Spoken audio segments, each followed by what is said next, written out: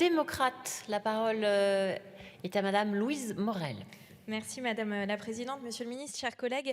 Bien qu'il soit par essence difficile d'évaluer le montant de toutes les fraudes confondues, fiscales, sociales, douanières, certains experts l'établissent à environ 100 milliards d'euros par an de pertes pour nos administrations publiques, c'est-à-dire plus du double du budget du ministère de l'Éducation nationale. À cet égard et au nom du groupe démocrate, je voudrais saluer les décisions courageuses qui ont été prises par le gouvernement depuis 2017 pour lutter contre les fraudes sous toutes leurs formes. La loi de 2018 prévoyait notamment d'aggraver la répression pénale des délits de fraude fiscale. Ceci étant dit, dans son étude du 25 juillet dernier, l'INSEE a estimé le montant de la fraude à la TVA à 25 milliards d'euros par an. C'est le quart de la fraude fiscale globale. Or, il est absolument nécessaire, vous l'avez rappelé, de s'assurer que chacun, particulier comme entreprise, contribue justement à la solidarité nationale. Monsieur le ministre, vous avez récemment annoncé au Sénat un plan pour lutter contre la fraude fiscale et défendu à cette occasion le renforcement du service d'enquête judiciaire des finances. Pouvez-vous nous détailler les contours de ce plan et quels objectifs le gouvernement plus précisément s'est fixé en la matière?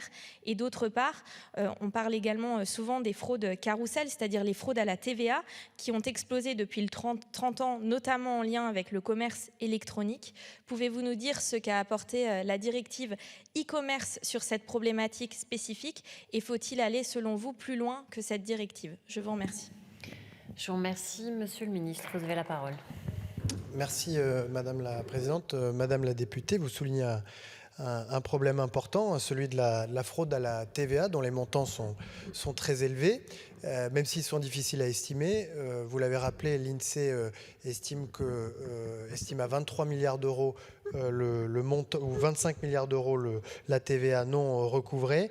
On a d'autres estimations, par exemple celle de la Commission européenne, qui sont plus basses, de l'ordre de 13 milliards d'euros. Mais quoi qu'il en soit, ces montants sont particulièrement élevés et il nous faut améliorer notre capacité à recouvrer la TVA. Je voudrais citer trois décisions récentes qui améliorent nos moyens de recouvrement. D'abord, la suspension des numéros de TVA adoptés dans le cadre du dernier projet de loi de finances.